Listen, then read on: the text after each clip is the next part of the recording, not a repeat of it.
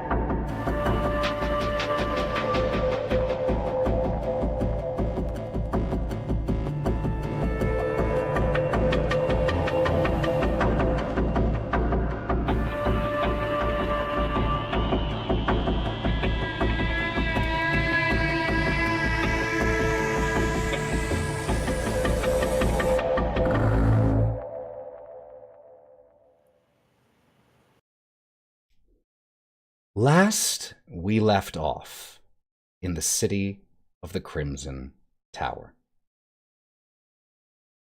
The 5 individuals, Brawk, Hawthorne, Karina, Nyne, and Gloria. For some of them, that was their name. For some of them, that wasn't. We got to see a little bit of who they were before they each received a letter. A letter that, through...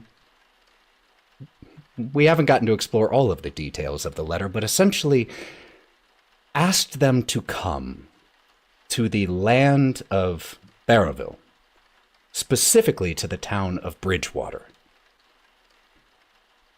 There were details in that letter that there was something wrong with the mayor's child, and there was something wrong with the town itself. But when the group first arrived, they arrived in a train station.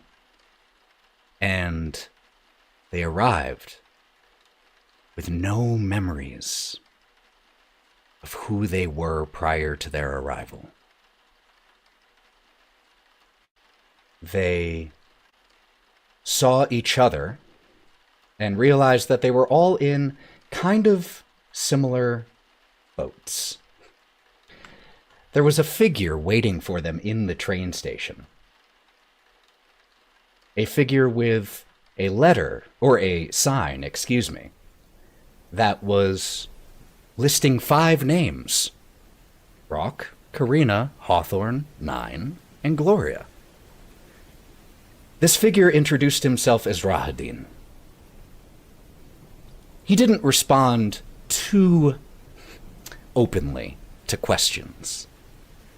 When asked why you all were here, he responded simply with, "Because you were summoned."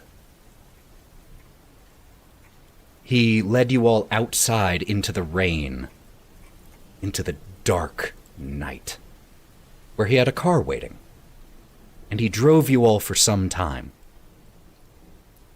Glancing through the rain-streaked car windows, you saw stark, Spartan, brutalist buildings, frequently boarded up or with windows broken, though there were occasional figures. But as Karina noticed, there was something slightly wrong with them. But you didn't get enough time to observe what. The five began to talk a little bit about what they remembered, what they knew, which was very little, and then did really the only thing you could do when you find yourself with no memory in a strange situation, that is, check your pockets. Each of you had some trinkets on your person.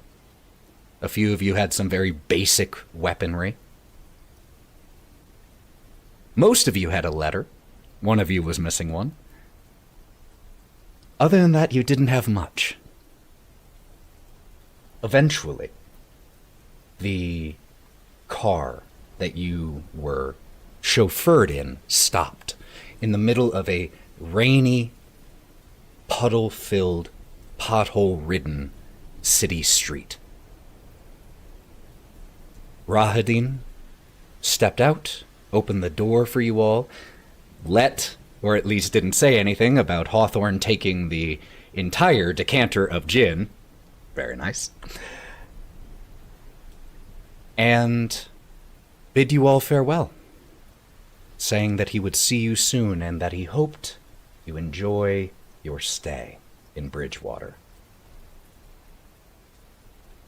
As the car pulled away, splashing its tires in a pothole filled with filthy rainwater, you got to look around. Very few people were visible, and the city, or the neighborhood that you saw, was heavily coated in fog. But through that heavy fog in the distance and very high up, you all saw a neon red Z at the top of a skyscraper. You noticed down the street a little bit more life, at least if the light was any indication. A blinking green neon sign in the gray middle distance. But then you all heard the sound of a screaming baby. You turned to follow and find the source of its echoing cries, and saw nothing. When you turned back once more to where you saw the blinking green light in the distance, it was gone, covered in heavy fog. And the last thing you heard before we left off was a small voice behind you all. Beg your pardon? And that's where we pick up. Around you, even before you turn, it's nothing but fog and a couple squat gray buildings. And as you all turn to the source of the sound, you see behind you, very close, all things considered, a little unnervingly close, 2 children, a young girl and a young boy. The young boy is dressed in slacks, a loose, short-sleeve, button-down shirt, suspenders. The girl has a simple dress that looks like off-white that goes right above the knee. And the young boy, the girl looks older. You would guess they're both human. You would wager that she's around 10 or 11, he's around 7 or 8. The young boy is clutching to himself, for protection almost, a stuffed dog. A stuffed animal, not a taxidermy dog. I know it's a horror game, but a stuffed animal of a dog missing one button eye. And they look up at the 5 of you. Could you all... This is the girl speaking. Could you please help our parents? There's a monster in our basement. Please. Beg your pardon? and they are shivering against the rainfall, holding one another. Maybe the shiver is from the cold. Maybe it's from something else. But the older girl has her arms almost protectively around the younger boy. We were supposed to stay upstairs with our brother, but we got scared. The noises. Please. Walter's still upstairs. You guys, we gotta help them somehow. I mean, look at them. They're shaking like a leaf.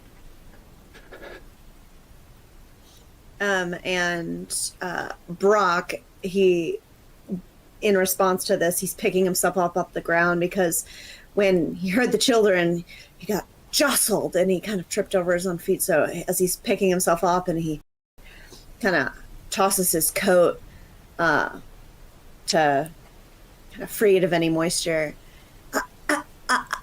I don't know that it's safe to wander out from the behest of our host and into the, and we don't even know. Sorry, we don't even know where we are, small child. Please. It's our brother. I mean, he's just a baby. If it's not safe for us to wander off, how can it be safe for children to be wandering these streets? Where are we supposed to be going anyway? Does anybody know? Or at least the girl, turns and points behind her. You didn't notice a house there before, but it's there as she points. It's a 3, maybe 4-story building. Looks like a manor house of an earlier era. Was once a fine building, has fallen slightly into disrepair. But she points upward toward the top of the house. Walter was upstairs in his room. We ran when we heard the noises. Please, can you help him? We gotta at least go get Walter. Yeah, can you see his window from here? Mm-hmm. That one. She's pointing generally upward, maybe probably the 3rd story. Well, I'm gonna move my hands away from the children. We should probably do something. I think that they're legally minors. I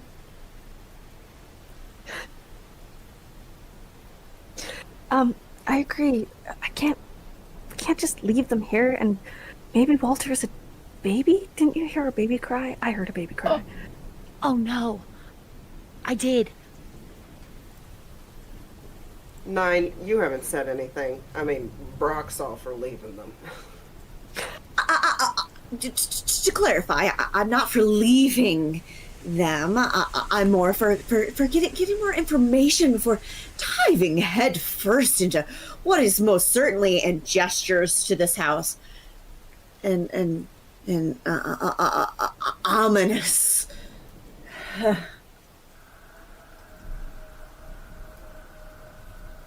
Maybe we could compromise. I could probably just go up and peek in, and if we see any kids, maybe we all go in? I mean, could you maybe pick me up, and then the 2 of us could go into, the upper stories? I don't know, you... yeah, probably not. I can't, I sometimes, struggle to lift up groceries. I'm not really confident. Oh, I could, well, not that I'm saying you're in any way large, just that I'm not, oh, no. Hey, kid. Talking to the eldest, the girl. What was your name? Rosa? Hey, Rosa. Your parents got money? Huh? Are your parents wealthy? The house looks nice. Mama and Papa say it's not polite to talk about money. That means they got a lot of money. I'm gonna go ahead and I'm gonna go ahead and go in. I'll help you. You said your little brother's up there somewhere? Yes. You ain't talked to nobody else? We the first ones that came through? We ran when we heard the noises, and you were the first people that we saw. Yeah, fuck it. Gonna walk up to the door. All right. I will follow Nyne. Exactly. Shuffling up. As they're Oh, walking- man, let's do this. As they're walking up to the door, I'm going to walk with them most of the way, but then can I go up to peek through some of the windows to see if I see a small child? Sure. So you do have wings, which does give you. Is it unlimited flying ability? Is there any limitation to it that was listed? I can't recall. It's a pace of 12 Oh, per round. Cool, fast And too. it is athletics that I need to. So It says athletics when maneuvering. when maneuvering. So that's just when trying to do something other than basic flying. No need to worry about that right now. So the other four start to head towards the door, and you start to beat your large angelic wings, which does get the kids to look at you for a second as you take off and follow you with their gaze. You start to go up to the windows and look through. Make me a notice check. Yeah, those things actually work. Ethan, whenever we're going in, can I look behind myself and up and down the street one more time to ensure, like, nobody is coming behind us? Also make me a notice check. 7. Good. So, as you look through a few of the windows, you see a... Which floor are you going to? First, second, third, fourth?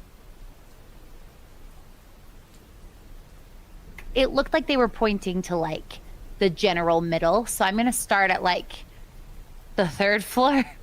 Just peek around, try to follow their finger basically. You look through, and the windows are very dusty and covered with cobwebs. But I'll say, as you follow where they were generally pointing, you look through a few of the windows, and you do eventually find a bedroom in the general direction they were pointing. You don't see a sign of a baby. It looks like an adult bedroom, at least based off of the size of the bed. You can't make out too many other details beyond that, at least from out here. Okay, I'll try to come down in what I hope is a graceful manner and end up like stumbling pretty dramatically when I fall. I'll just like take a second and look around, try to hope no one saw that, and then follow everybody else inside. And just to explain, like, why it makes sense to you that it's a little difficult to see inside. It's dark outside, it's dark inside, and it's rain streaked. That's hard to see through. You don't notice any lights on the 3rd story.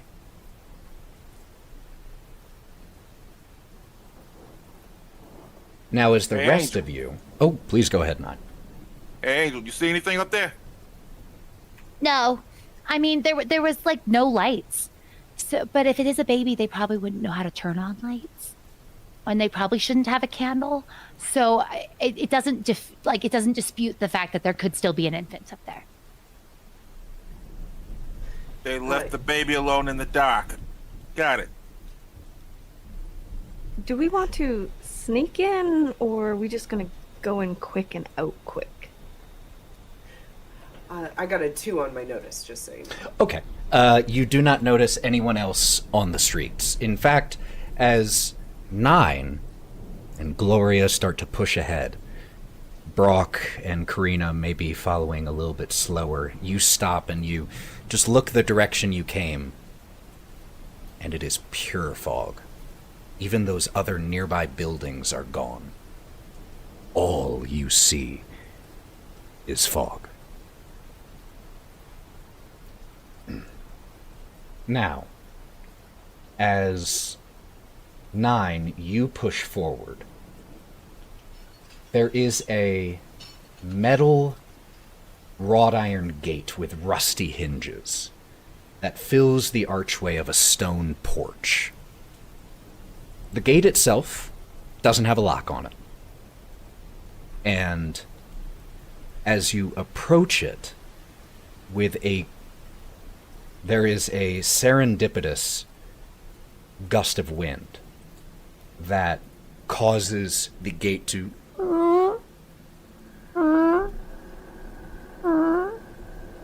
slightly. But it is open.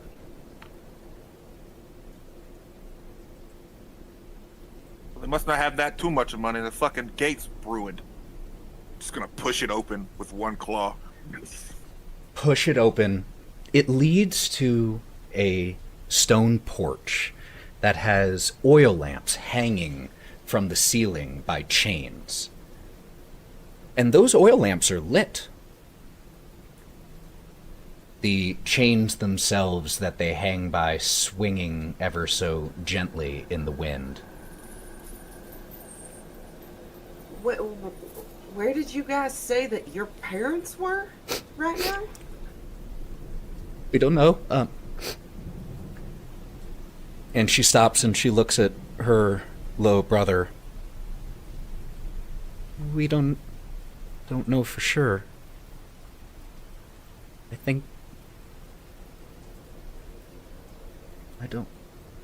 I know they're in the house still.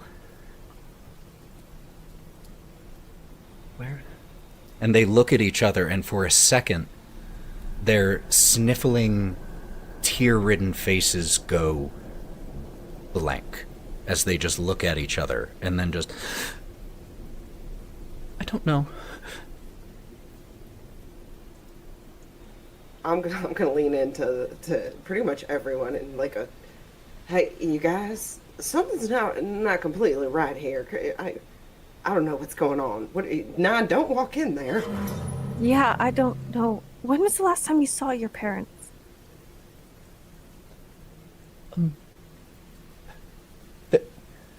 We were up in our room, and they told us that there was a monster, and that they were going to go, and they were going to go deal with it, and that we had to stay there until they were done. Then there were these noises. It was so loud. It sounded so close, and we ran. And it wasn't until we got out here that we remembered Walter. Do your parents deal with monsters often? That seems like kind of very casual of them to be like, oh, just stay here, we'll deal with the monster. Is it common? Whenever there's been a monster under my bed or in the closet, they've always been the ones who dealt with it. And they're normally never not this was loud, though. there free? Oh. Why don't we come with you and you show us where Walter is? Please don't make us go back in. Please, not until whatever's in there.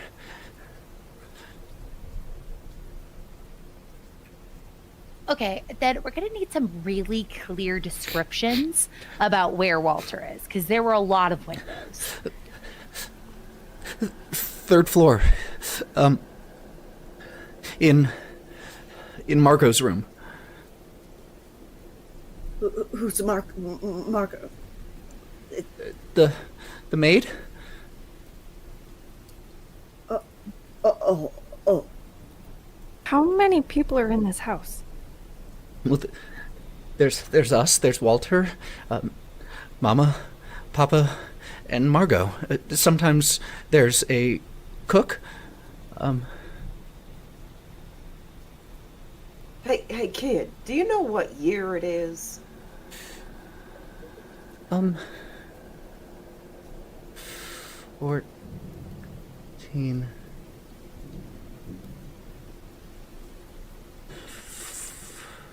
14.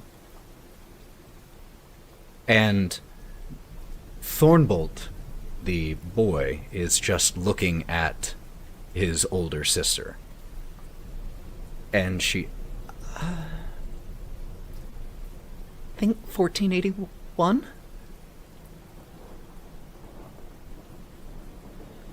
You guys should Seems fine to me. It seems fine to me. I don't fucking know what the day after day is sometimes. Just as a quick out-of-character reminder, since this isn't taking place in the real world, the time frame is different. That is not the same as 1481 in this world. I don't feel like we should leave these two by themselves out here. We can wait right on the porch. We'll be right here. I wasn't talking to you guys. Shh. I don't know if we should leave these two out here. I agree. I think if we turn around, they're gonna disappear. Don't disappear. We're just coming up with a plan. Okay.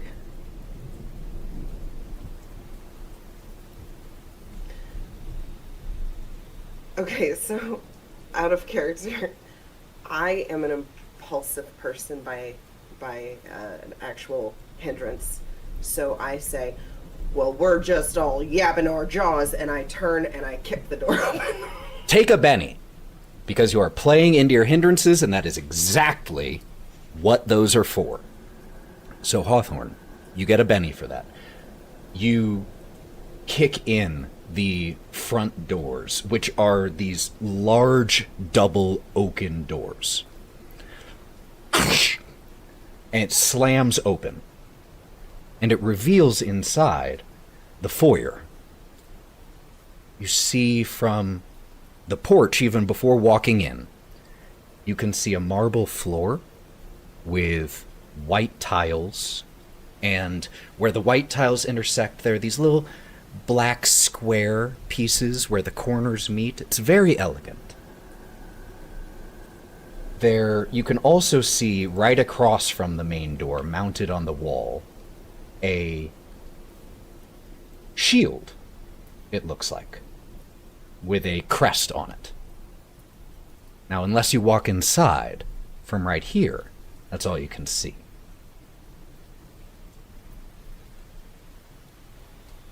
So I lean my head in, and then I'm like, Nyne, you want to go first? Oh, now you want me to go first, Mr. Bull in the china shop, gonna knock the fucking door down instead of, just peeking through. That's just fine, I got you. Come on. All right, Raging Bull, move. I will also go shoulder to shoulder with Nyne.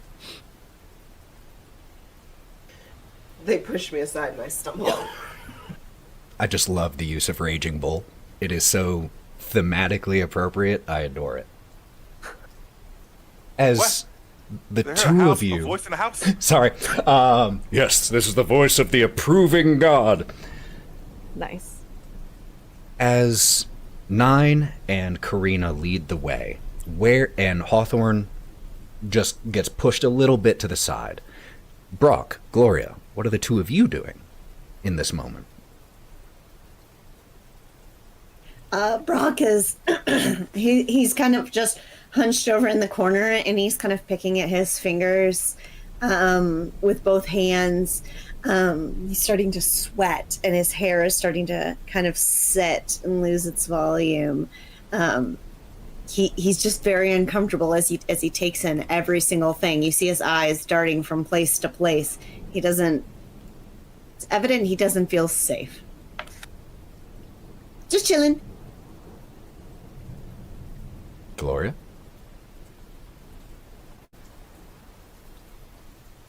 I'm hanging back a little bit. I'm really concerned about leaving these two children outside of this house in the fog. And so everyone's sort of kind of moving in, and I'm not totally sure, but I get the sense that you're not supposed to just leave children outside. But I'm also really curious and I want to know what's inside. And so I'm kind of in the doorway, not fully willing to leave them, and getting a little concerned as the rest of the group's kind of walking away from me. But I can't quite make myself come inside. And so we see for a second as the camera looks from inside back out through the door, we see Gloria kind of peeking her head in, along with the small, scared faces of the brother and sister who are huddled nearby on the porch, but definitely not making moves to go inside. Hey, I have a thought. We could probably go in and out faster if you two help us. I have 2 hands, and there's 2 of you. I could help you guys. You put your hands out for them to take, as any kind caregiver would, and Rosa, arms wrapped around her brother, still steps back a little bit from you. They definitely seem like their fear is legitimate. And while appreciative that you are willing to help, they don't seem to fully trust you at this point either. And they definitely don't trust whatever they heard inside the house. Has any of us touched them? Was my question. I don't Like, to know that they're real. I don't know. No? Okay.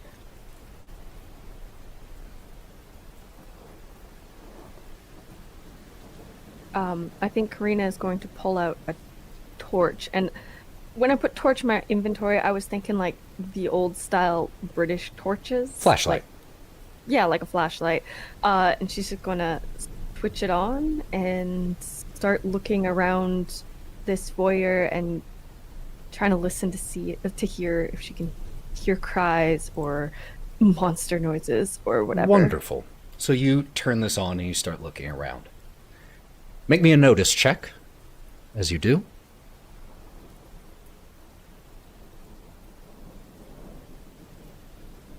That is an 11. Ooh, so that is success with a raise.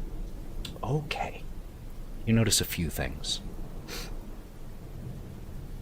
The first thing you notice, and you don't know why this is your instinct, but it absolutely is your instinct.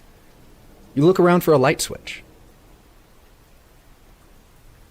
And you find it. It's one of those older styles where it's 2 buttons, not a flip.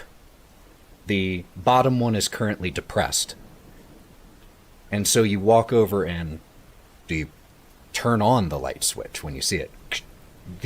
There are wall-mounted electric light fixtures made to look in the style of oil lamps, but as you click it, they takes a second, they flicker, but the foyer and the hallway connected to it become illuminated with orange light. You click off your flashlight and start to look around. Here in the foyer specifically, in addition to the shield on the wall that I noticed, and with the lights on, you can see that it has a golden bear on a red field as the icon on the shield, the heraldry. It is also flanked by oil paintings of what look like stony-faced aristocrats.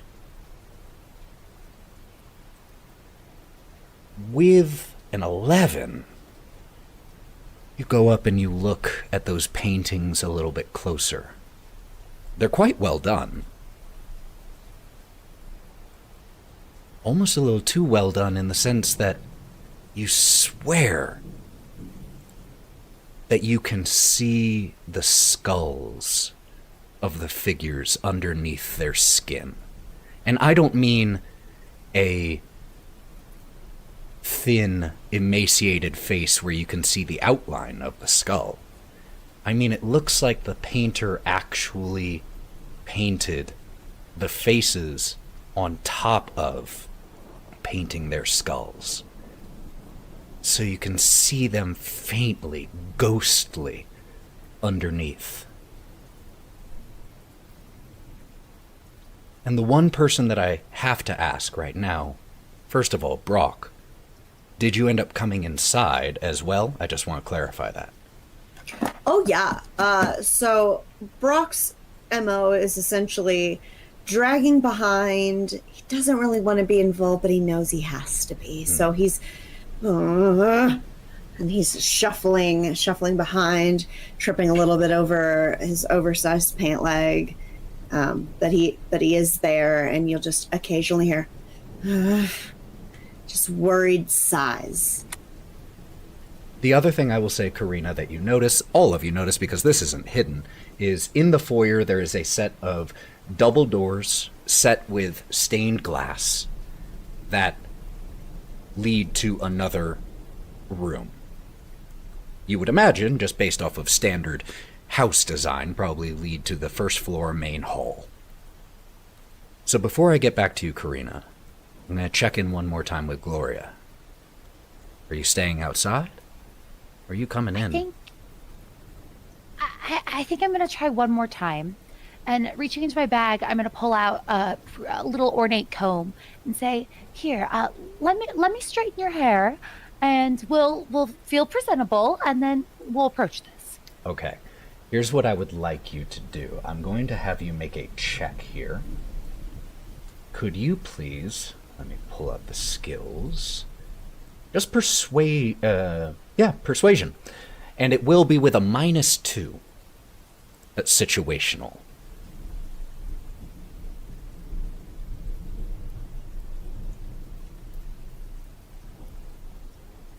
Six. So that's with the -2? Oh, 6, and then -2 would be 4. So 4 is still the target number for most things in Savage Worlds. Now, it doesn't mean you get exactly what you want, but it's not a failure. And as you... Rosa lets you start to approach to brush her hair. And as you get within just a few inches of her, "No! No!" And she grabs her brother and runs into the fog.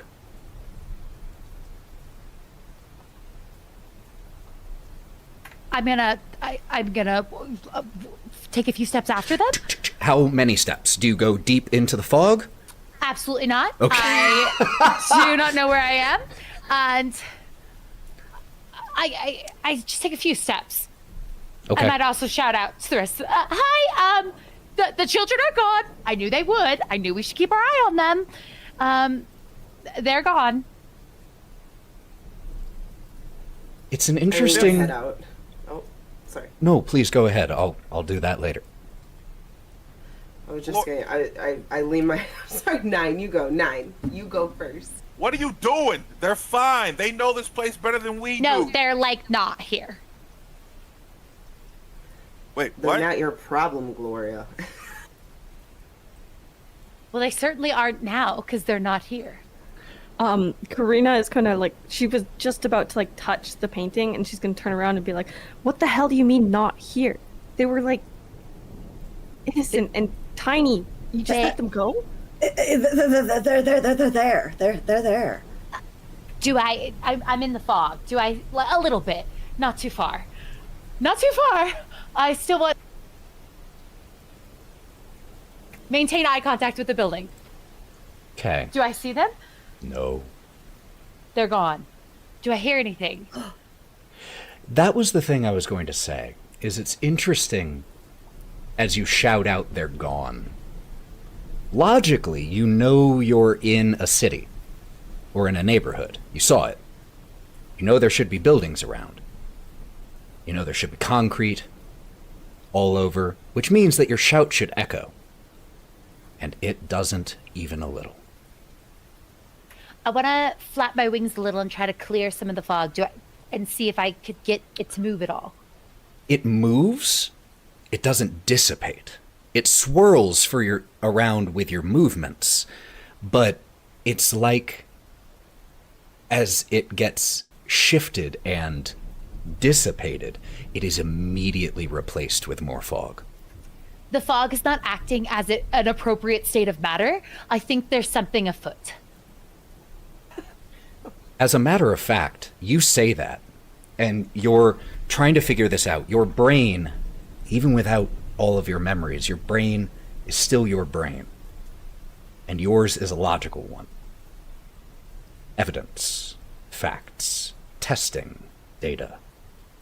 But as you are conducting these tests and trying to figure something out and looking back into the fog and looking back towards the house to make sure you don't get too far, as you look into the fog and you look back towards the house, the fog between you and the house seems denser, as if it is moving towards the house. And so, in that moment, as you notice this, do you stay put or do you move back towards the house? You know, I hesitate for just a moment because this is something interesting. And it might even be more interesting than these people in the house that I don't really know. But I think I'm going to go back to the house. And you do so. You start moving back towards the house, but you can't help but look over your shoulder a little bit at this fog, and your instincts were right. It is approaching the house. It is shrinking the fog-free space between the wall of fog and the porch of this house, as if corralling you.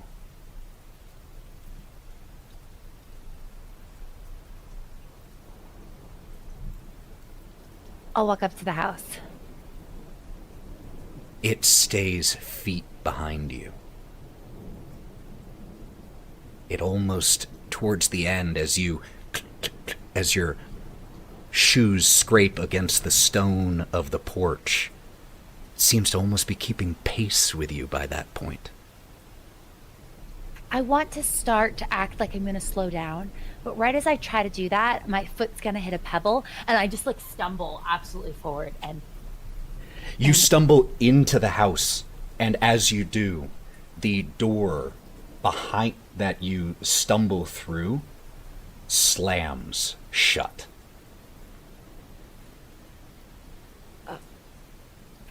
The rest of you see as Gloria kind of trips her way into the foyer where the rest of you are. We lost the children, and I think the fog's alive.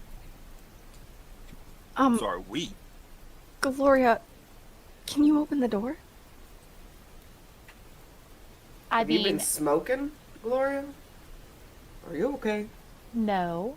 And, can I open the door? Yeah, absolutely. Okay. You open the door, and you are met with the porch and white. So it stops at the porch? Mm-hmm. I think the fog is there's something with it. There's something wrong. I think there's something wrong. Can I do an occult check? Absolutely. This is a perfect use of occult. 5. 5? With a 5, you're unfortunately... Can I give a Benny to it? That's not how that one not works. how it works. Dang it. You can use a Benny to re-roll your own, but do remember, with one of the alternate rules, every time you all use a Benny, I get a Benny.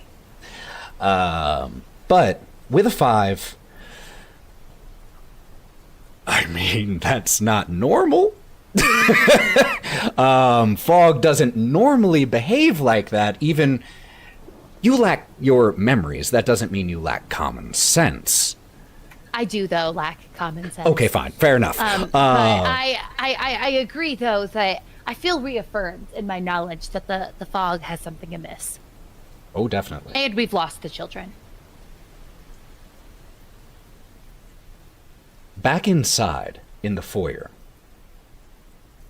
what are you all doing as Gloria is trying to wrap her mind over what she just observed? Karina. I want to run my hand along the face of the portrait, because if I can see the skull almost as if it was painted before, I want to see if I can feel maybe a change in texture. No, you don't. Okay. Hawthorne. Hawthorne will start making his way up to the 3rd floor. He just sort of, as he came in, sort of started looking at the stairs. Well, before you get there, you have to find the stairs. Oh, they're which not you haven't just, seen like, yet. they're not No, just- this is the they're not foyer. just in This is there. the Okay. entry area of the house, in the old manor house style. However, there is, like I said, another set of double doors that leads into the rest of the house. And it's the only other set of doors here, aside from the one that you all entered through.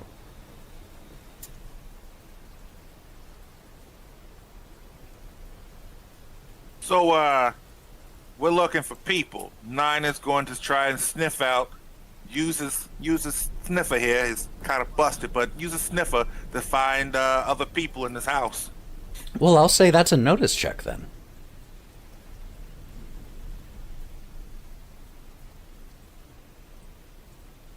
Are you doing this still within the foyer, or is anyone proceeding further into the house? Still kind of in the foyer, Okay. or whatever the fuck that word is. I don't know fucking words. It's the fucking living room. I don't know. Foyer. What'd you get? Oh, I got an 11. Hell yeah. It was exploded. Looks like. I guess.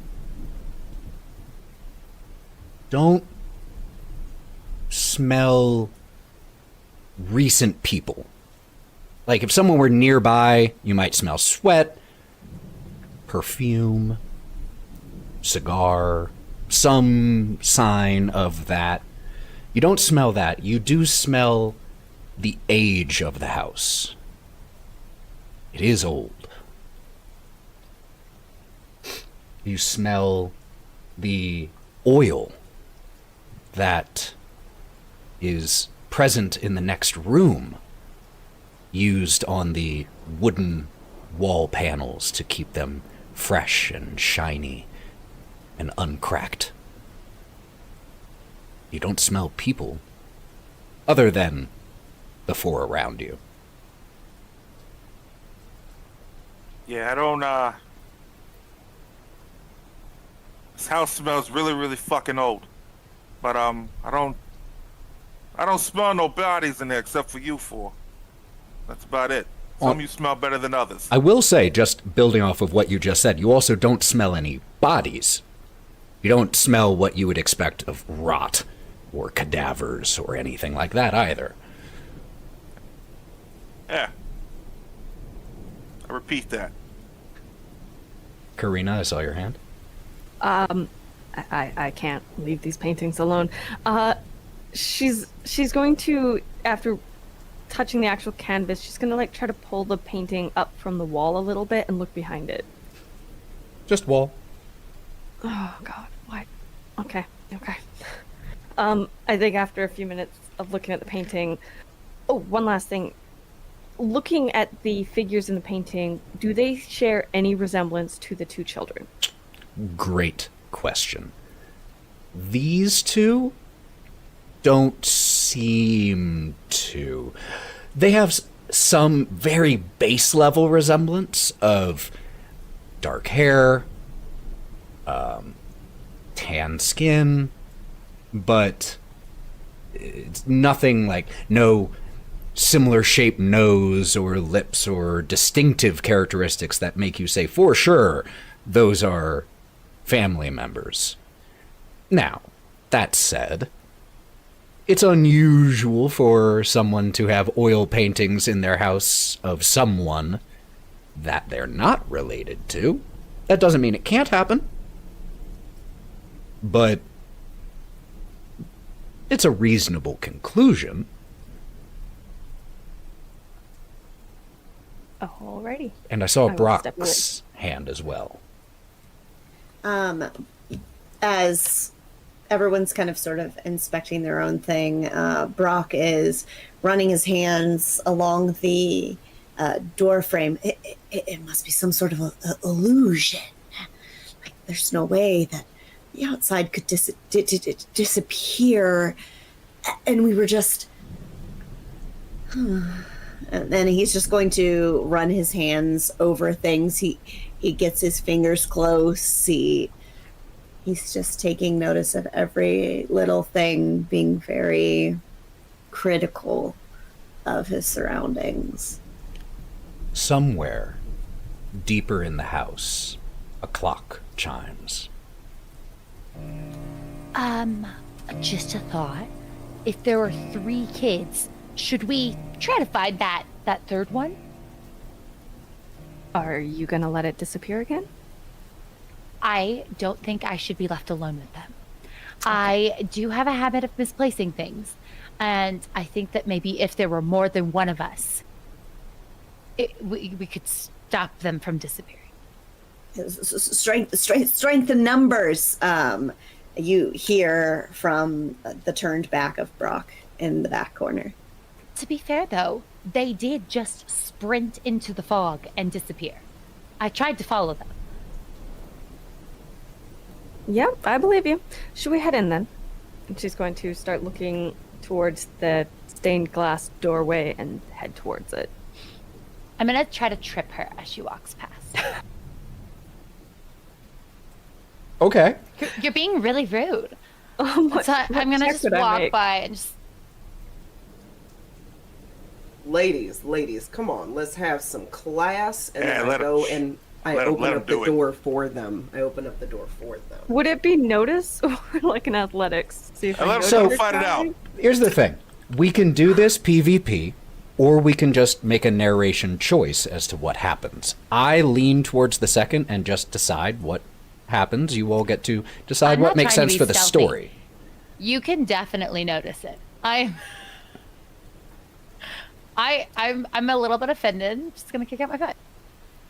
She is going to glare at you and then just step right over your foot. And without a second glance back, she's gonna just walk through the doors that have now been opened for her. You open, or Hawthorne rather, opens the double doors. They lead, hold on 1 second, change this slightly.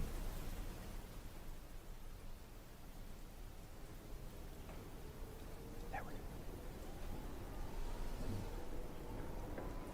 The double doors lead into a wide main hallway that runs the width of the house. Not length, width. Those marble floors with the black center connecting pieces, that motif continues in here. There's also a black marble fireplace to the left, a red marble staircase to the right, and the walls here are wood paneled, beautifully freshly oiled. The light from the foyer still casts through the double doors into here. And Karina, since you're the one who found it last time, right by the door you find another light switch. As you turn it on, they once again flicker to life. This room, in fact both rooms, are beautifully maintained. Dust-free, no cobwebs, looks like recently cleaned in preparation for guests. There are also several doors in this main hall. In addition to the one that you came through, or the double doors that you came through, as you step through here, you see 5 other doorways here. In addition to the grand red marble staircase leading up. Before we go up the stairs, I want to kind of shuffle up to Nyne and say, I don't mean to be superstitious, but I get the feeling that the fog was sort of herding me towards the house. And I feel like there's something weird going on.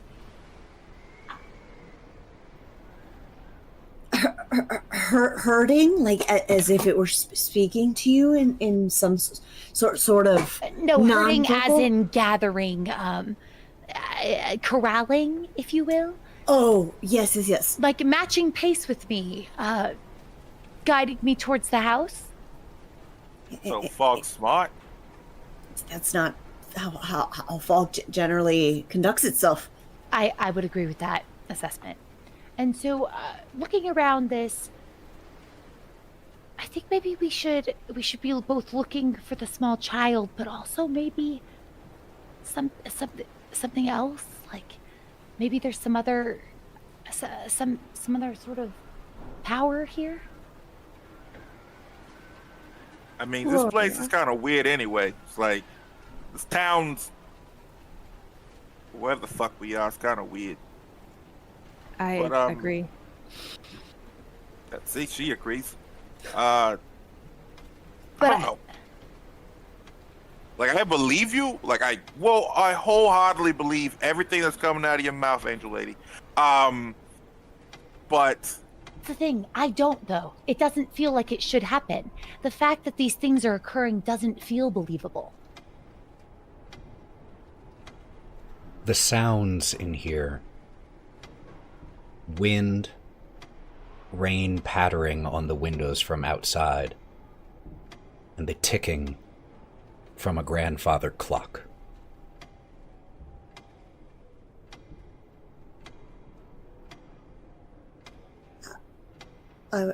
I would agree that. And he wipes his hands on the lapel of his coat and he smooths back his hair, his sweat serving as his hair gel. Something is very not right here.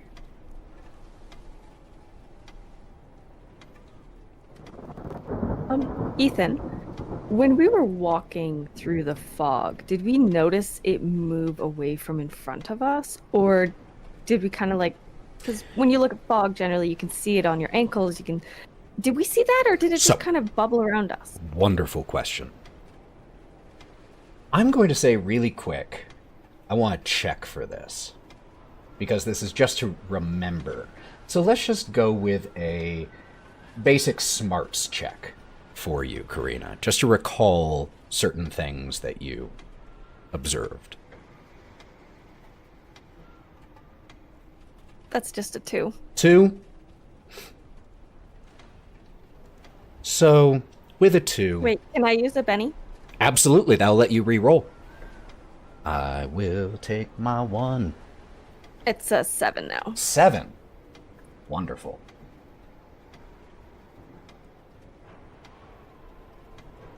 You didn't really make this connection before, but with what Gloria was telling you, you kind of realize there are almost 2 types of fog that you noticed. While you were in the train station, while you were on the street, there was the ankle-high fog that wrapped around your feet, and as you walked, it dispersed. Normally. It quickly, but not unnaturally, would reform. But it responded as you might expect. But then there's the wall of fog. Dense, heavy, tall. And you haven't gone into that yet. So you don't know how that would respond. But the fog at your feet responded normally. I think with this, she's going to stop before placing her first step onto the marble staircase and turn around to face Gloria. Gloria, when you flew up to the window, did you touch the fog?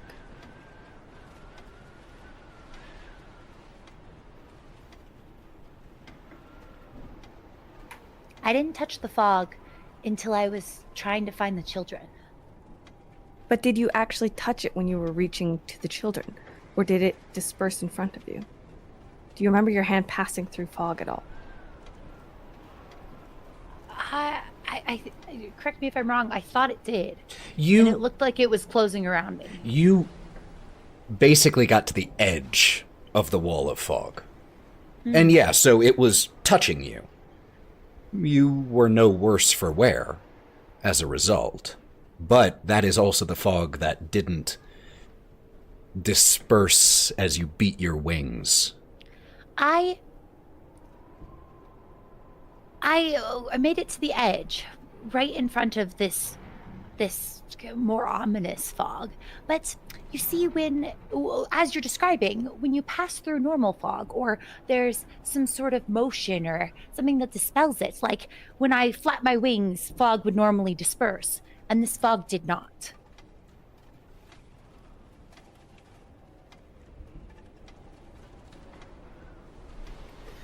Hawthorne's going to start looking around and trying to find the clock to go and look at it.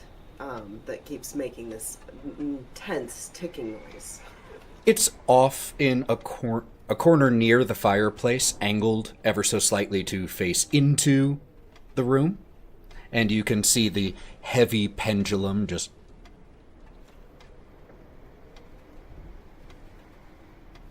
swinging slowly back and forth.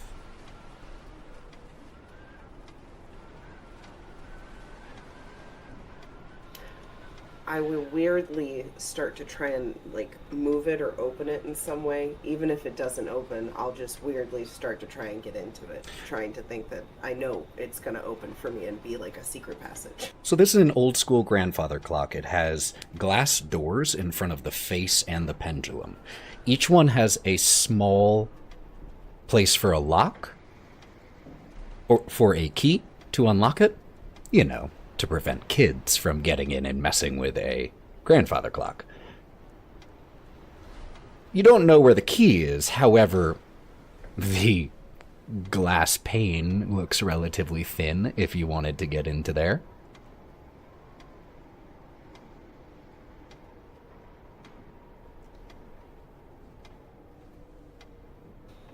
Well, I guess this thing isn't a... Well, it's not a door. I thought it might be a door. This place is weird. I really don't like being here. Do we have to any looks around? Do the kids are?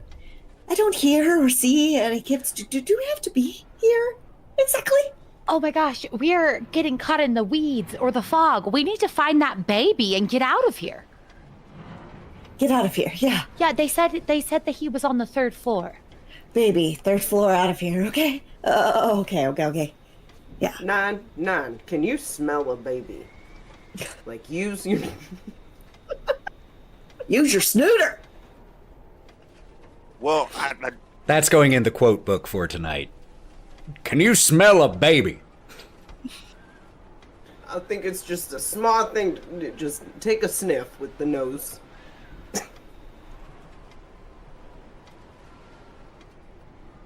Hey, Raging Bull, I could use my sniffer for a lot of things, and I already sniffed out and didn't really smell any, like, 1, I didn't smell no dead bodies. 2, this house smells really old. And 3, a lot of this stuff is polished, like very, like oddly brand newly polished, which is weird for me not to smell people, but it looks like things have already been polished. I didn't smell no fucking baby so far. Maybe when we get closer up there. Can you smell between floors? Because if we're only on the 1st floor, maybe once we get to the 3rd floor, you could smell the baby. I mean, I could try. You know, it's a big fucking house.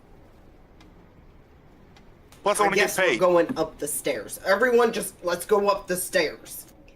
And as we start to head up the stairs, I'm just going to lean in to Nyne just slightly.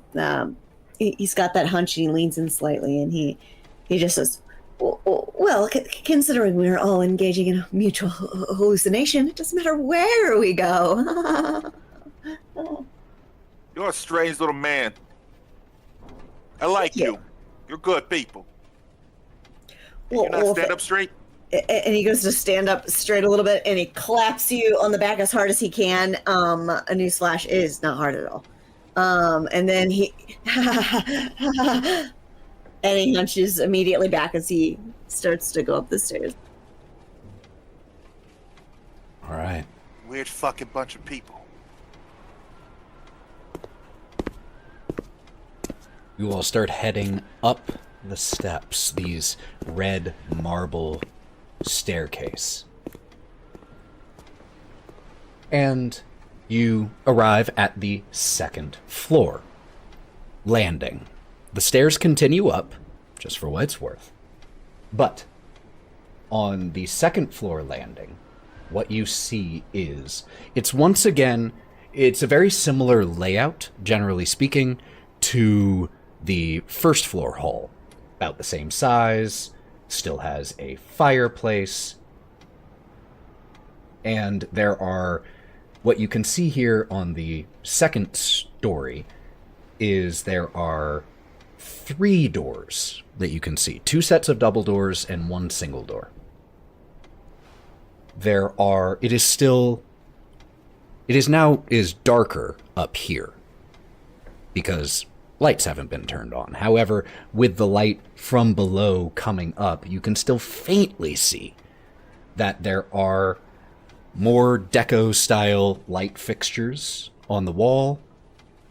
There is, to the right, a little push button to turn the lights on again. Nyne? So, I have a question. That's what a normal person would see when they walk into an unlit room, right? Well, I got dark vision, so what do I see? So before the lights come on, in the grayscale into the dark, the grayscale of your dark vision, you also see that above this fireplace, there is another portrait, a single portrait of 5 total figures. Looks like a family portrait. 2 adults, 2 young, familiar-looking children, and a 3rd child held in the arms of the father.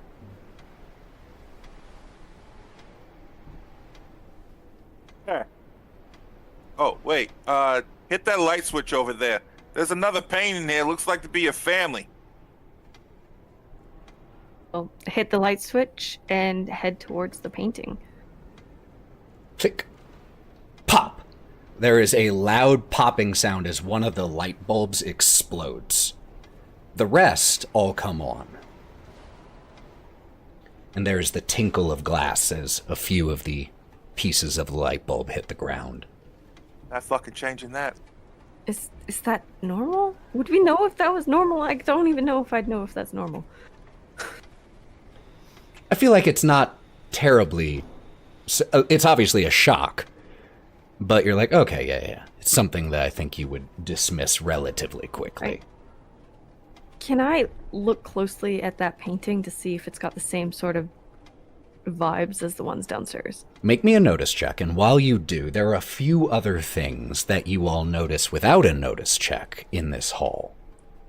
First, about the doors. The doors are all intricately carved with some type of pattern in it, some design. You'd have to get a little bit closer and take a look at it to see exactly what it is, but from here it looks like nude, youthful figures dancing. You also notice several suits of armor lining the walls in this second floor hallway. Each one of them clutching in their gauntlet a spear and adorned with decorative helmets that look like snarling wolf heads. And they stand silent sentinels. Karina, what did you get on your notice check? I got a 7. 7. I'm going to answer your first question first, as to whether it had the same skull effect here. You don't see that. But looking at it, you notice something else. And as I'm describing this, Nyne, this is a bit of a retcon. Could you also make me a notice check? So I'll get back to you. I'll get back to yours in a second. Roll. Karina, looking at the portrait, the family portrait. 1, you absolutely, with full confidence, know that those are the same children that you met outside. 2, there's something interesting about the face of the mother here. First of all, the whole family is dressed very nicely. And along with what Nyne was indicating earlier, quite upper class, upper crust. But the mother seems to be casting a scornful look towards the direction of the husband, but down towards its arms and the baby held therein.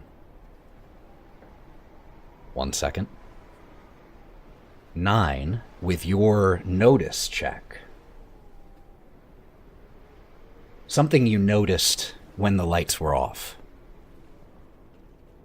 There was a slash in the canvas of the painting.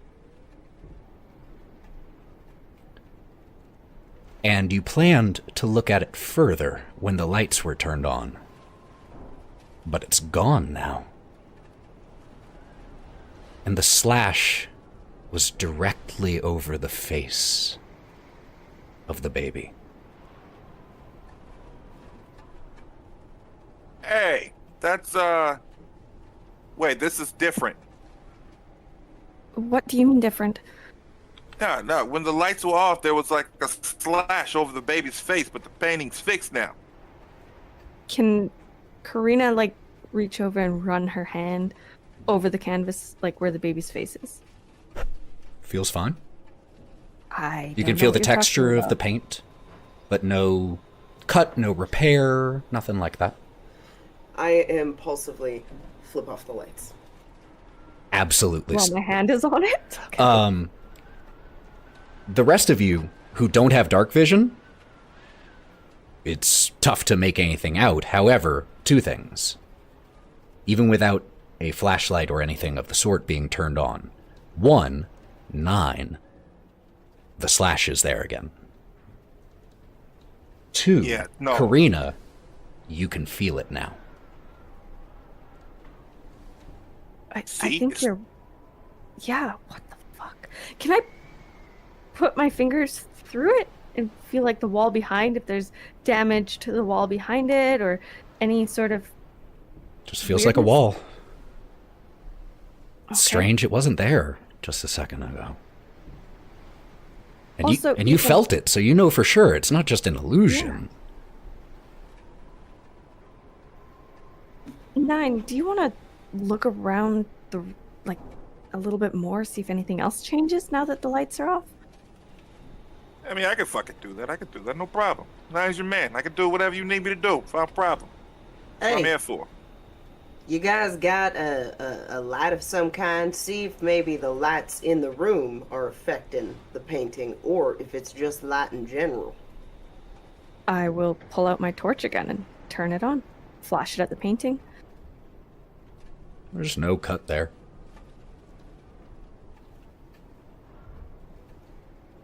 Also, Ethan, given my past life dealing with, rich things, would I be able to age a painting?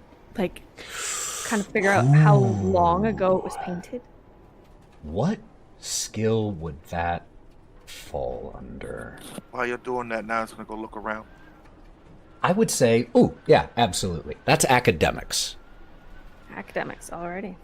So you're doing that. Nyne is taking a look around. Really quick. Brawk, Gloria, Hawthorne. What about the three of you? I'm looking for a staircase. It's right there. It keeps going up. I'm further confirmed seeing that newborn that there is another child, and I'm not going to lose this one. I think I know what room it's in. So you stay right at the second floor story landing so that you don't lose the stairs going up.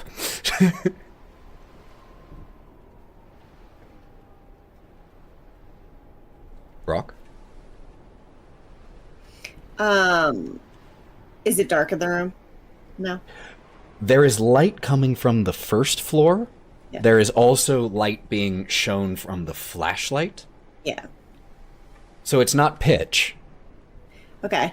Well, when we entered the room, he tried to clock everything as quickly as he possibly could, and then, startled by the lights, he just starts feeling around for things, and as light is gently cast around, he'll kind of walk over to things and look at them, not touching anything in this room.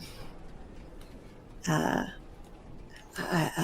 still think it must be some sort of mutual hallucination. There must be some sort of airborne illness. Hey, And Brawk, he just shuffles. Brawk, what are you muttering over there? And he's very mild-mannered. So he's very mild-mannered and unassuming, and so he just peeks up and,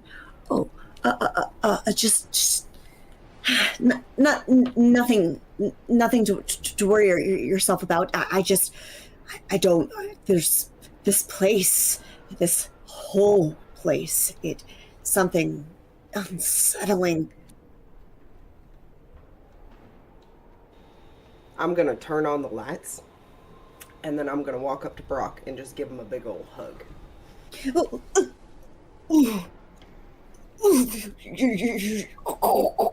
I'm sorry, buddy, but you need this. You're welcome. Physical contact. It's refreshing. Thank you for your kindness. And he wipes his hand as you kind of let him go. He wipes his hands, and though he slumps, his shoulders slump forward instead of pull back, where they would usually be held back by that stress.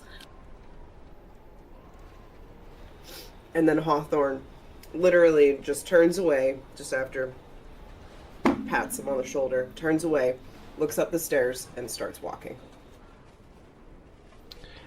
Now, Hawthorne is starting to head upstairs. Nyne, you said you were taking a look around. What exactly are you taking a look around at? The doors, the portrait, the armor? Anything that seems like it shouldn't belong. Like other things, like, hey, there was a slash on the painting, but there wasn't. See if there's any more, like, nocturnal damage being done. Okay. So just generally trying to look around, see if anything sticks out to you. Make me a notice check. All right. As I take 2 steps up the stairs, I want to freeze for a moment, turn around and say, the kids told me that the baby was in the maid's room. And in the picture, the baby's being held by the father, and the mom looks unhappy. That could mean... Go ahead. I was just going to say that I got an 11 on the academics check to age the painting. Noted. We'll jump back to that in 1 sec. Brawk puts his finger up as Hawthorne is between Gloria and Brawk. I just peeks around. That can only mean...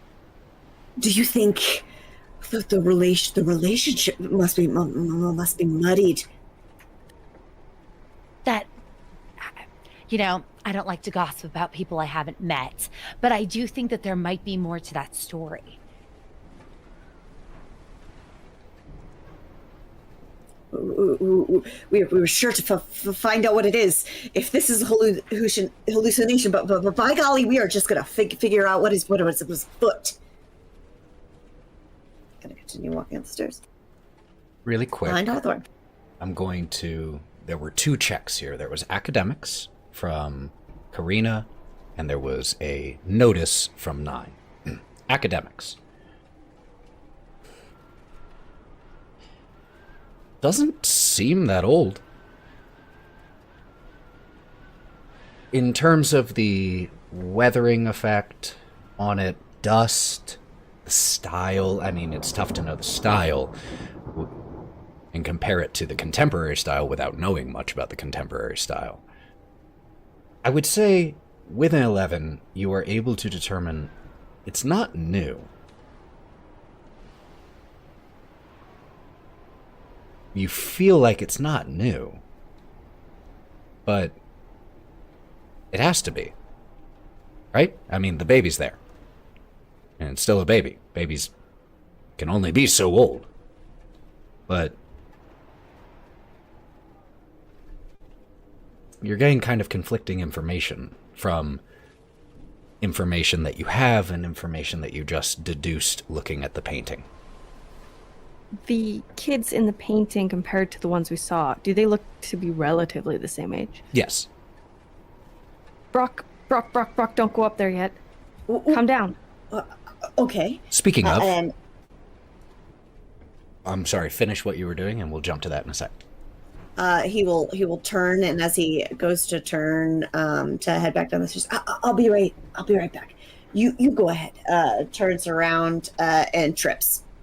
Oh. As this is happening, Nyne, you've been looking around with the benefit of dark vision, and you got a 5 on your notice check. The thing that sticks out to you look at the painting. Karina's got that on lock. You look at the staircase. Gloria and Hawthorne are taking care of that. So you go and take a look at the doors. They're carved very interestingly. Like I said, with nude youths dancing, frolicking. But then you look closer. They're not dancing. It seems like the figures are depicted fighting away, running away from swarms of bats. Not dancing at all.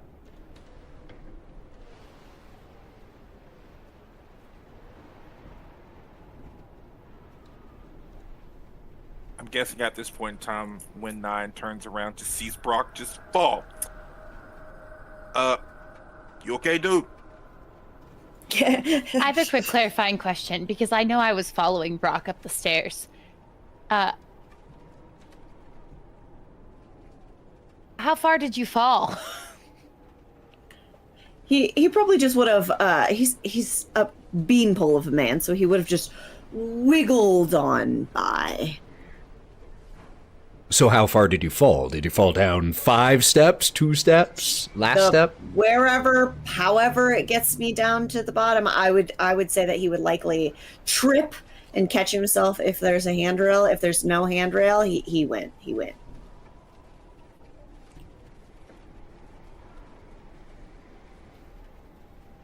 Probably come downstairs too, Gloria. We need to talk. But there, are we sure we don't want to check any of the rooms upstairs first? I think we should all go together. And I think we need to talk. Come downstairs, please. Don't go alone. What? What's going on down there? Join us. Ugh, that's a lot of stairs. I'm coming. You could take him like I did. That was graceful. I'm very proud of you. I think we should all be safe around stairwells and banisters, please. Like, What does that mean? I'm just gonna kind of open my wings and like float down and like glide down and try not to touch anything. Well, unfortunately, What did the not everybody banister? got wings. What happened to the banister? Well, no, I don't mean. Oh God, wrong person. All right, there we go. We're back. Well, just being careful around banisters. I've heard people sometimes fall off of them or fall down them. Accidents can happen. You want to make sure everybody's, safe. Not everybody You're has saying wonderful that wings. pretty ominously. I'm gonna take a step back away from him. I don't push people off of banisters and railings. Karina. And he's gonna bring his hands in around as if to try to pull people in. Karina, what is it that you wanted to say? Well, this weird ass painting that has a slash and doesn't have a slash over the child, right? The hallucination? Yes, Sure. Sure. Okay. The hallucination, if that makes you feel better. Does. It's not fresh. It's not new. The oil has fully dried. It's been at least 6 months. At the earliest. The kids look exactly the same. Something is not adding up at all. I don't know if it's this house. Nyne made a noise when he was looking at the doors. What did you see, Nyne? Oh, I saw a bunch of people running from bats. I don't think any of us should go alone. I think if we're going to go upstairs and find this strange child that, by the way, is getting a disapproving look from its mother, and I always trust a mother. Did you hear what I thought, though? What did you think? Wait, It's good. Okay, so the two kids, before they disappeared into the fog, said that the baby was in the maid's room. Okay. And Is the there more? child in the painting is being held by the father. And it's only the mom that looks upset. I mean, they wouldn't have an oil painting with a maid in it. Well, obviously not, but if the child was at least half of the father's.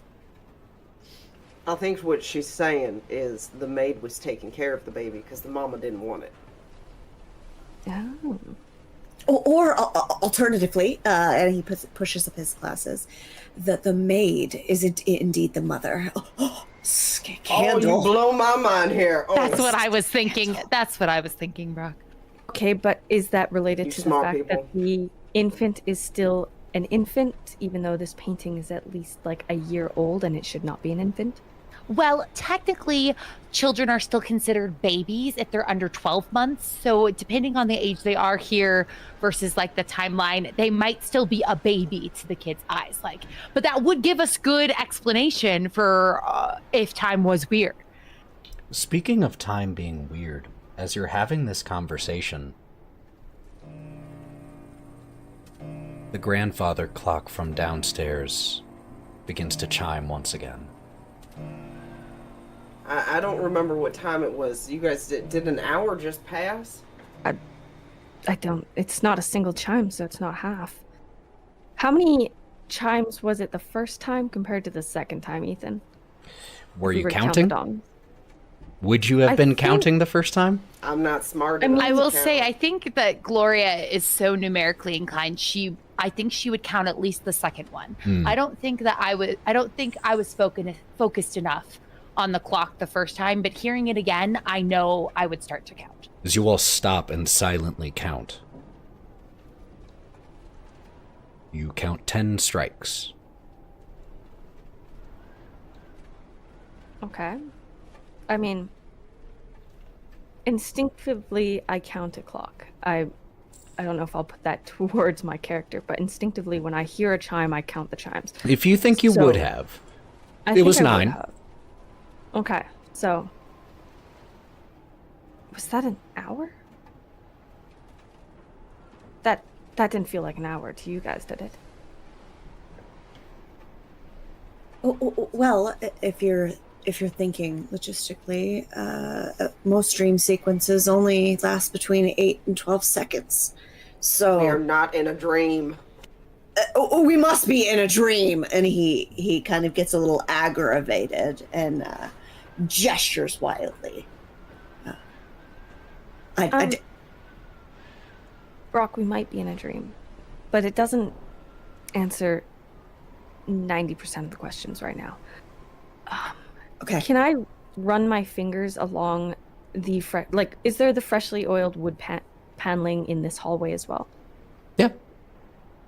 Is the oil still like tacky or wet? No, you run your fingers down it.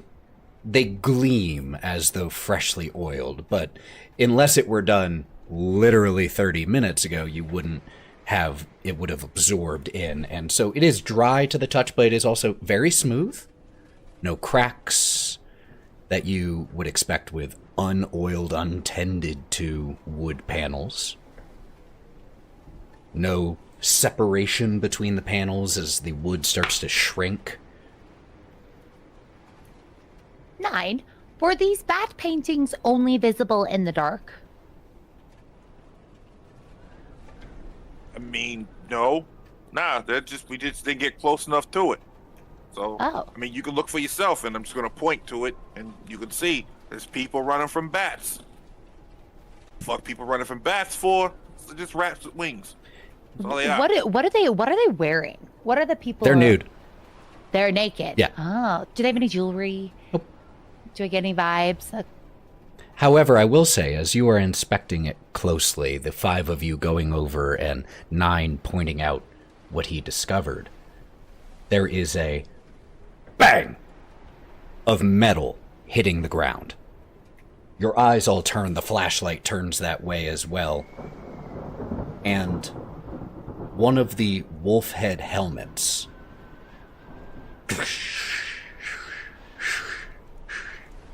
has hit the ground and rolled slightly your direction.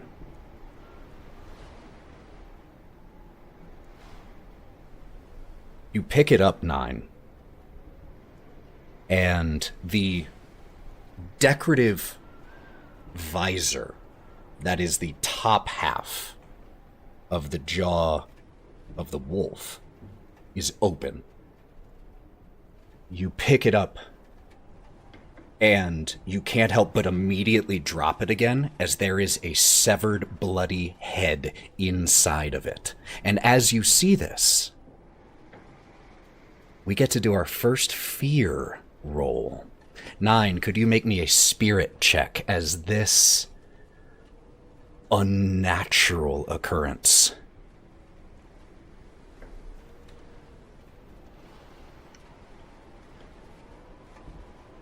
Could you also roll me with a 2, which is a fail? You have a choice here. You could spend a Benny to re-roll it, or you can roll me a D20. You know, for narrative purposes, I'm going to go ahead and roll the D20. I'm going to go see what happens. Okay, roll it. Where'd it be? Is it down there? Oh, that's a D12. Where's the shit at? Here, actually, it makes more sense for me to do it, and I have a D20 right yeah. here. So let me just go ahead, roll roll on for the it. fear effect for you. Luckily, not high. High is bad. So I'm going to tell you the mechanical result, and I would love you to narrate how that manifests. You gain the vulnerable condition. You also gain a level of fatigue. Just so you know how those two things work, fatigue gives you a -1 on all trait rolls. And vulnerable means that you are... Let me double check it really quick. I had it right here. Notes.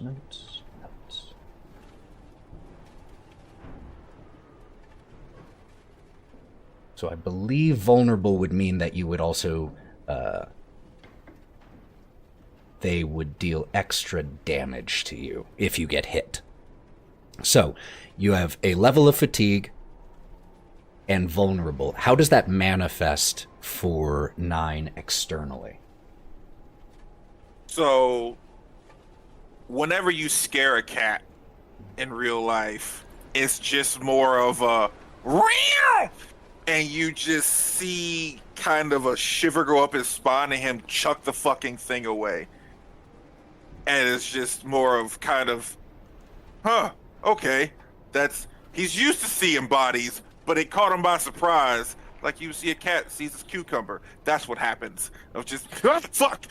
You just shove the helmet off back towards the wall, and it clatters against the marble floor. Fucking head in there. What? What? Karina is going to walk to the helmet and gently, almost shake the head out of it so she can get a better look at the head.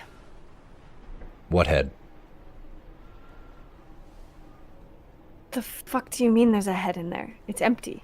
There was a fucking head in that damn thing. I saw it with my own 2 fucking eyes, alright? I'm not fucking playing around there, goddammit. I believe you, man. I believe you.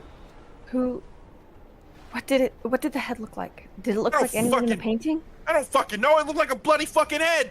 I know what bloody fucking heads look like. That's what it fucking looked like. Why the fuck would it be a bloody fucking head in a fucking helmet? There's no bodies. I smell no dead bodies. Here, take a swig of this, and I'll hand him the gin.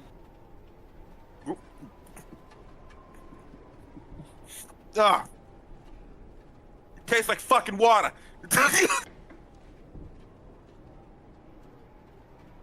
And at this time, Nyne will reach into his pocket and pull out his little stuffed mouse and start rubbing it to kind of get his shit together. Ethan, are the lights on or off right now? You tell me. Did you turn them on at any point? Did you keep them off?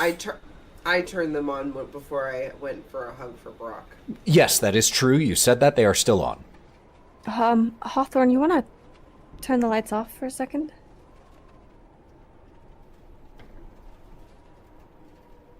I mean, I'll just chime in. No, I don't want to turn the lights off right now. Heads in places, and you want to shut off the lights? Only he can see in the dark. Just give me like literally 5 seconds. Turn the lights off. Turn them back on. That's all. Everyone huddle together. Everyone, I'll get over here and huddle together. She's gonna pick up the helmet before you turn the lights off. All right, ready? I'm gonna squish right up next to Hawthorne. The lights go off with a click. I want to feel for a neck in the helmet. It's just a helmet. Don't know what he's talking about. Fuck. Okay, you can turn them back on now. Nyne, there's nothing there. I think it's this place. I still believe you because the children also disappeared. And speaking of children, maybe as a group, because you're right, that's kind of creepy. Maybe we should check the other helmet hanging on the wall. And then... How high up... Sorry, out of character. How high up is this helmet? So the helmets are just on top of the suits of armor. They're, a full suit of 6.5 foot armor. And there are several of them. One of them is currently missing a helmet. Okay, well, I think a lot of different people here could grab a helmet off of it. I'm just gonna stand back for this one. You guys go ahead. Karina will go and check a helmet. Empty. I will take the helmet that's in Karina's hand and just chuck it at the other armor. A huge clatter of metal as it impacts, and how it had been balanced, whatever inside of it had kept it standing. The entire suit of armor collapses emptily. Fucking metal. Are we going up or are we staying here? What are we doing?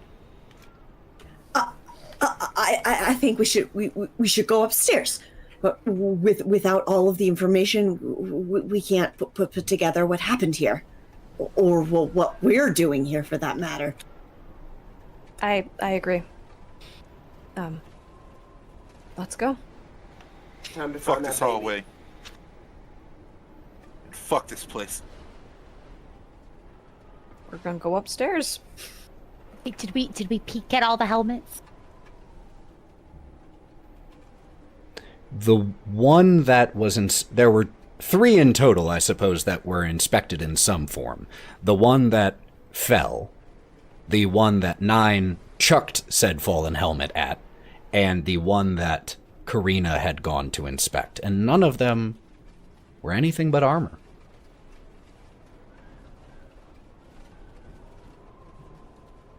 So as you all begin to once again ascend this red marble staircase and head up to the 3rd floor, let's take a quick bathroom break so that people can refresh, do all of that, and we will check back in here in just a few minutes. Don't go anywhere so that we can see what the hell is going on the next floor. Be right back, friends.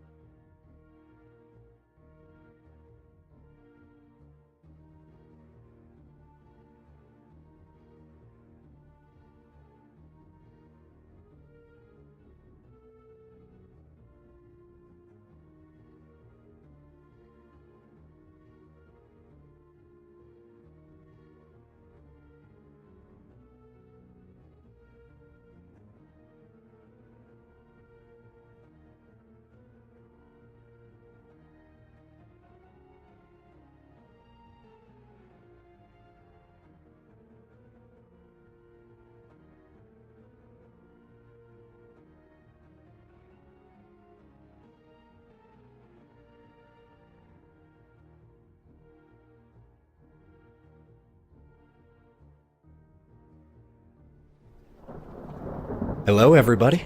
Welcome back. Right on time with a thunderclap. I love it. Hope everyone's been enjoying this second episode, and so we are going to get right back into it.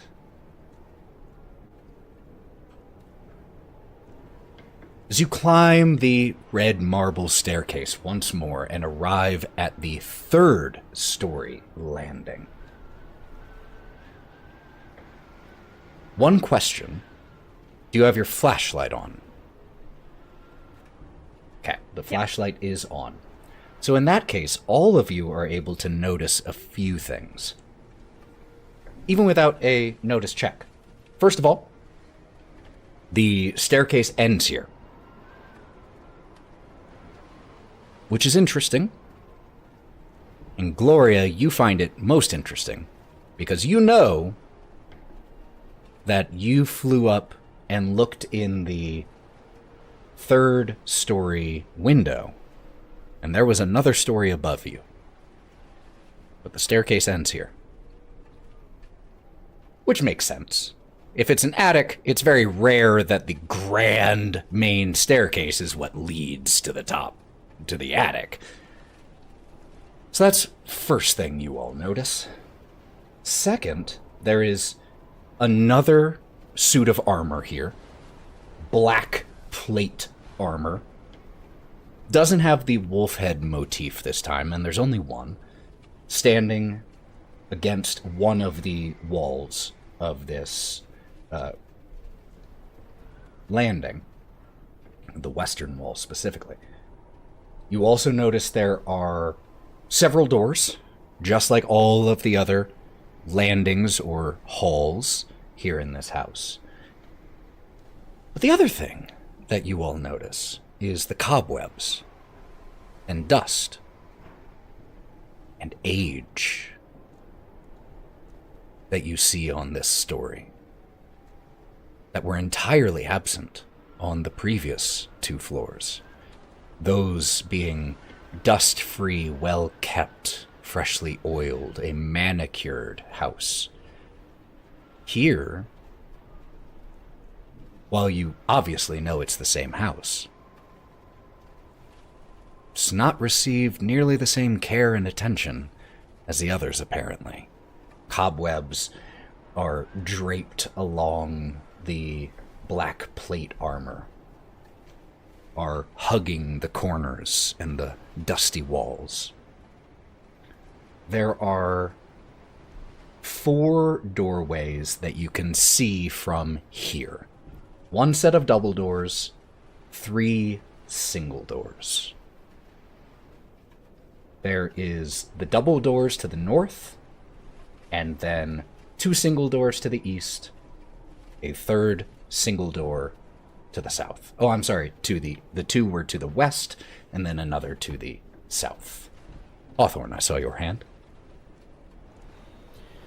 Hawthorne's going to instinctively just put his brass knuckles on and go, I'll check this one. And he'll walk up to the armor and just punch it. Punch, crash, just falls apart to pieces. The breastplate, which was clamshelled together, the latch undoing as it opens. It all just scatters, and it is empty.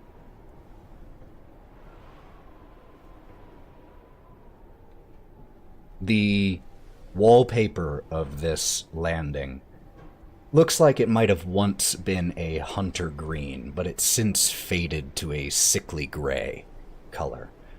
There are, once again, light fixtures mounted on the wall, but as the circle of light from the flashlight trails across them, each one of them looks broken.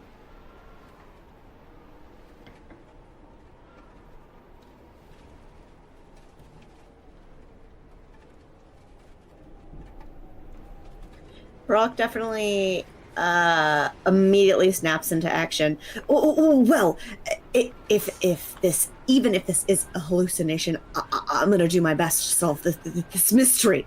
And he slinks through you guys and goes and throws open the double doors. So the double doors are where you head into. Okay. Hawthorne's gonna take his light, because he has a light now on his own, so he's all excited because someone made him pull it out. So he goes to one of the doors and he tries one of the knobs, the one that's closest to the double doors that they're opening, but just wants to poke his head in. Okay, so I just want to make sure I understand where you are going. So, Brawk, you're heading to... Hold on one sec. Waiting for Discord to stop doing its lag. There we go. Brawk, you are heading to the double doors. And Hawthorne, you said you wanted to head to the other door that was nearest the double doors, right? There is actually a single door directly across from the double doors. It's right next to it. So we'll deal with yours first because it's a lot faster. As you just open it, look inside.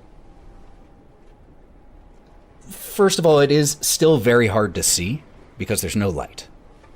The only light source that you currently have is a shared flashlight. However, the light as it passes by, you're able to see this is a bathroom. There is a white clawfoot tub, matching sink, a toilet with one of the overhead pole chains. Relatively small, only about 15 by 15 feet. So that's all that's in this room. Does it matter that I have a flashlight myself? Oh, if you turn it on, you use that? Yeah, I think you were freezing during the time of my talk. But yeah, Apologies. I had turned on... No, you're fine. I turned on the flashlight because I was like, oh, you guys, I forgot that I have this flashlight. I should probably turn this on. And so I turn it on, and that's when I start exploring on my own because I have my own flashlight. Brilliant. Even with your own flashlight, that is the only thing of real note that you notice here. Brawk, you start to approach the double doors. They, like the other double doors, are adorned with stained glass, but this glass is dusty. And you turn the knob, push it open with a creak, and you glance into a cobweb-filled master bedroom. Without more light, the main thing that you're able to notice is a large 4-poster bed here. There is almost certainly more. You can tell there are more silhouettes and shapes in here, but you can't tell what without a little bit more light. Completely forsaking the light, he kind of rubs his palms together and he closes his eyes. And he just looks into the room, and I have a skill called Sleuth. That if I use a Benny, I can notice everything of interest in a room that I enter. It's very true, and a very, very cool skill. I'm gonna go ahead and do that. So the light from the 2 flashlights provides you just enough illumination. So here's what you see in this larger room. A rotting tiger skin rug in front of a fireplace. Above the fireplace, a portrait of a man and a woman.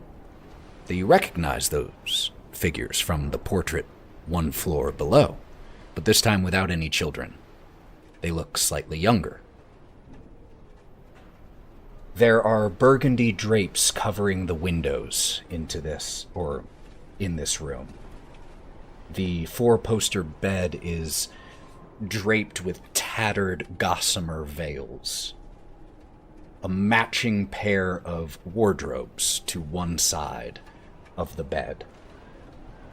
There's also a vanity with a padded stool and a wood-framed mirror.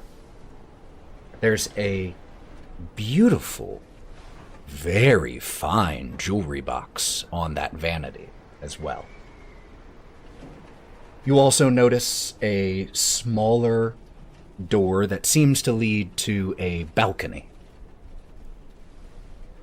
Finally, you notice that there is in the corner of the room, what looks like it's a about 2 foot by 2 foot door in the wall with a button next to it. A dumbwaiter. Because you had the ability Sleuth, and because you spent the Benny, with the illumination from the flashlight still just occasionally pouring into this room, as your compatriots get a little bit closer to try to see what you're doing, you head over to the jewelry box, and you instinctually feel like you should open it. You undo the very thin metal latch, pop it open. And there are a few things inside. 1, 3 golden rings. 2, a thin, well-wrought platinum necklace.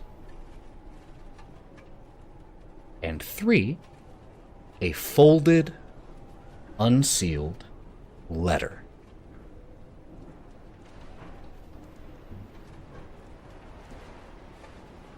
They're gonna go for that letter. Oh. You unfold it and start trying to read it to yourself. You step back out into the hall to gain the benefit of the illumination of the flashlights of your friends who, seeing you holding this note, come over, and Karina lifts her flashlight to let all of you read it. It is written in, not to be stereotypical, but a more feminine hand. And it reads, "My dear friend, your advice in how to deal with the unwanted beast in my home is very good advice indeed. Tonight will proceed as planned, when the moon is at its highest. It goes without saying, Mr. Durst will not be in attendance for this eve's ceremony. I find that I must agree with you. Yes, innocence may well be a vital ingredient leading to more fruitful results. Though, in truth, I hesitate to use the word innocent for one such as he. My thanks, Mrs. Elizabeth Durst."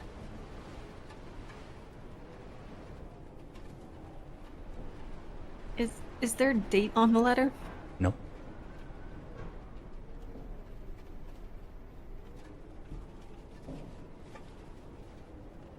So, Elizabeth Durst, so you think that might be the lady that was downstairs on the painting? And he takes the letter and he slaps it onto his other hand. I do believe so. It would appear as if this house, and he gestures with the hand without the letter, and then this letter, and he tosses it back down on the jewelry box. There is darkness in these walls. And it seems potentially ritualistic sacrifices. So you're saying the foundation of this house is quite shaky and down? Yes, exactly. And he kind of like, huh? Like, it's not, nuance is very hard for him, but he's trying. I'm pretty much saying weird shit's happening in this fucking house. Yes, it's weird shit. It's happening in this fucking house. Karina?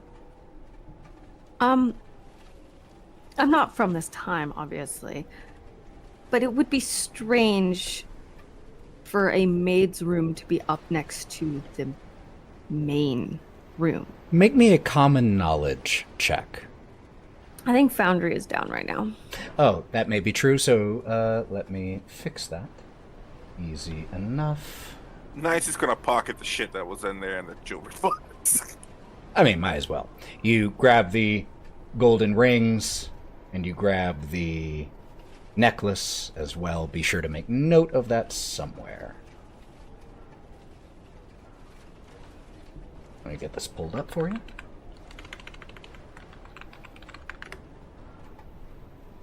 There you go. Should be up.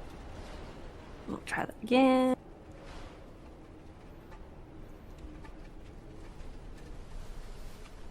Come on, computer.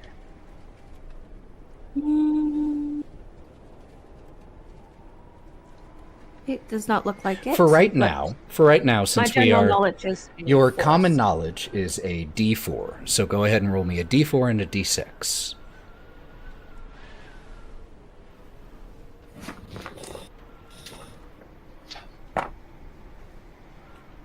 Load on the 6, so that's 9. 9. I would say with a 9, so that is a raise. So not only do you succeed well. You're right. It would be unusual for a maid to have a room up near the master bedroom. With one exception. A wet nurse would absolutely have a room near the master bedroom because you would need to. All right. Having that knowledge, she's going to go to the room next to the master bedroom. Okay. The one directly next to the master bedroom was one that Hawthorne checked out and was a bathroom. So there are 2 more. You crack open the next one. Looks like a storage room. Dusty shelves, folded sheets, blankets, bars of soap, a broom. Yeah, So she'll that go to only- the one. So that only leaves you 1 more. The door opens. You see another, slightly smaller, elegantly appointed bedroom, once again covered in dust and cobwebs as the beam of light from your flashlight passes over this room. There is a large bed, not quite as large as the master bedroom, 2 wooden end tables, a wardrobe, a full-length mirror that the beam of light, it kind of makes you jump at first as the beam of light reflects back at you and you see a figure standing there, and it's you. But you're a little on edge, you can't help but jump a little at it. And in this room, there are 2 more sets of doors. A set of double doors and a single door. Make me a notice check as you step in here, Karina.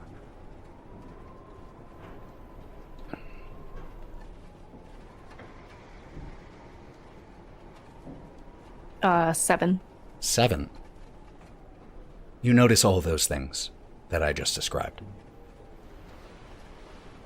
The beam of light from your flashlight lands on several things. The doors, the end tables, scours over the bed like a searchlight trying to find something in here. The dust falling from the ceiling like light snow. And then your light shines on a figure in the corner of this room. Beautiful. Very skinny. Very afraid.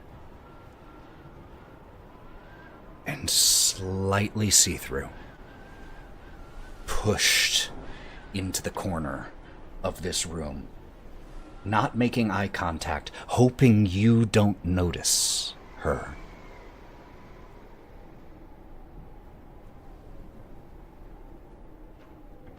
Karina is going to take a second and gonna take a couple steps towards the figure. I'm not here to hurt you. It's going to be okay. What are you doing in here? I'm looking for someone. Who? Can you help me? Maybe? Who are you looking for? Looking for an infant boy. What do you want with Walter? I'm here to protect him. I'm here to save him.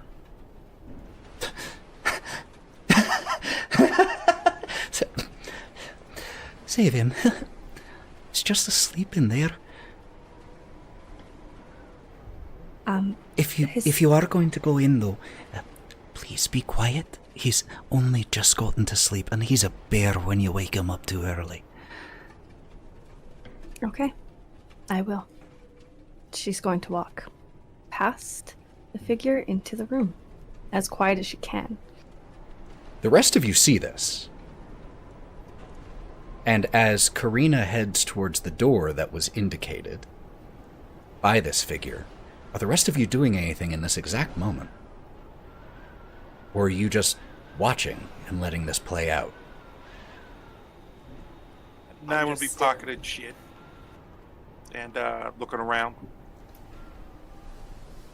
I feel like I would be really intently trying to figure out who she's talking to and trying to maybe even walk it. If you walk in on Walter. You absolutely see this spectral figure, this ghost. Knowing my background knowledge of the occult, do I immediately register like this is a ghost? I don't know if you have to make a roll for this. I will instead leave this up to your decision. Let me just tell you what evidence you have, and I will let your character draw whatever conclusion your character would draw. She's floating, slightly off the ground, though her feet move as if she were walking, but she's a couple inches separated from the floor. And as she floats, following behind Karina, you can see Karina slightly through this figure. She is dressed as one would expect of a maid. She has very muted tones of colors, made even more so by whatever form her spirit is currently in. And you all watch as Karina heads towards the door, followed by this figure. And Karina, you push the door open, and there's a small nursery, the centerpiece of which is a small but well-made crib.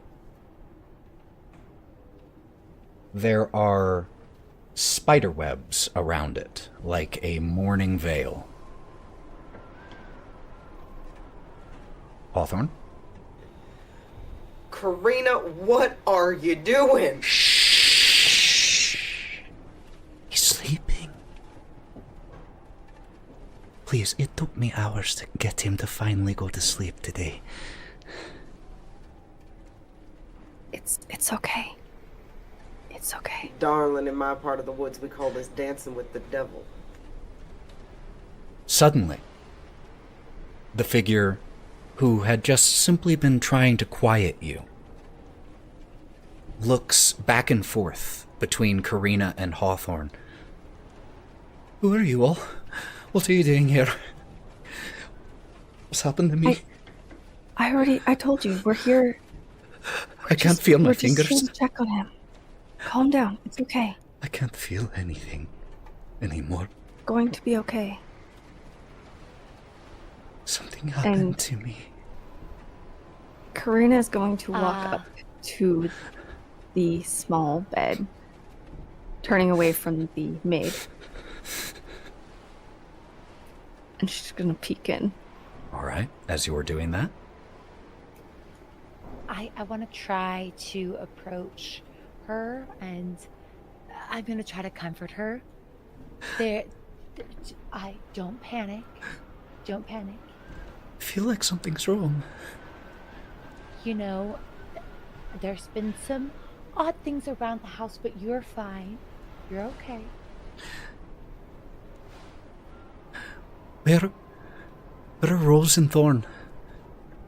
That's why we're here. They told us to come check on you and Walter. Are So they all don't right? panic. They are just outside. Brawk, what are you doing during this? As Brawk just kind of waddles up to this scene, very last to arrive, having just spent his time in the other room, he reaches for his back pocket as if looking for something, and then realizing that it's not there, he just secondary auditory and visual hallucinations. Yes, and he looks very calm, very cool, and very collected. He's decided that this isn't actually happening, and he's just kind of standing there, frozen in fear and disbelief, but calm in his own way.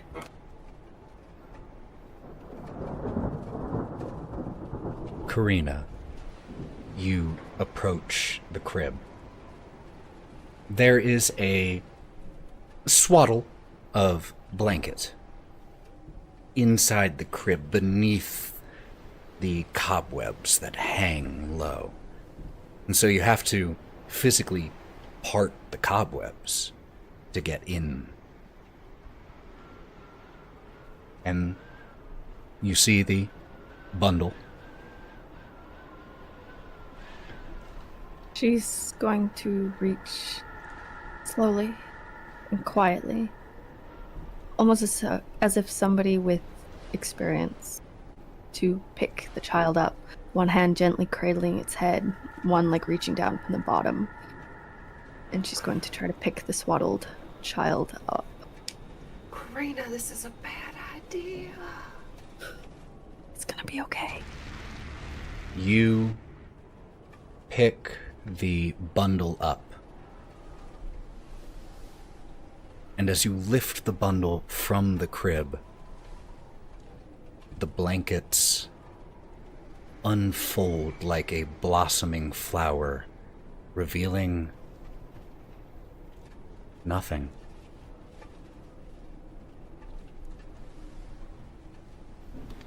You and Gloria got the touch.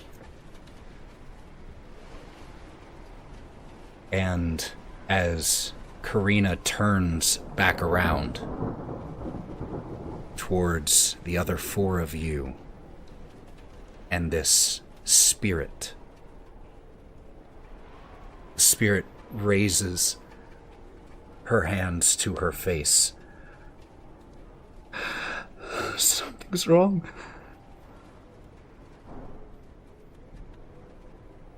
And that's where we'll close for tonight.